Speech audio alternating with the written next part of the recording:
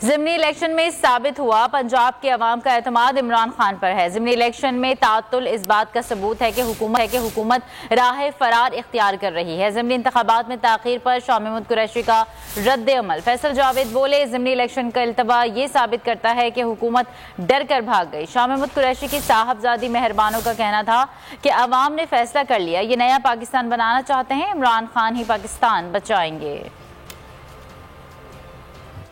आज peoples party और गिलानी बन गई है करप्शन की निशानी। जब 2/3 अक्सरियत बनेगी तो तब जनूबी पंजाब को सूबे की शक्ल मिलेगी।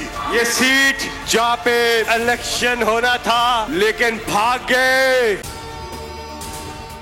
अगर आपको ये वीडियो पसंद आई तो लाइक पर क्लिक कीजिए। वो घोड़े फिर भाग गए। कप्तान की मकबूलियत को देखते हुए और जिस तरह से ये कौम इमरान खान के साथ खड़ी है उसको देखते हुए मैदान से भाग गए हैं। क्या आप उस आदमी के साथ खड़े हैं जिसने हुकूमत कुर्बान कर दी मगर आपका सौदा नहीं होने दिया?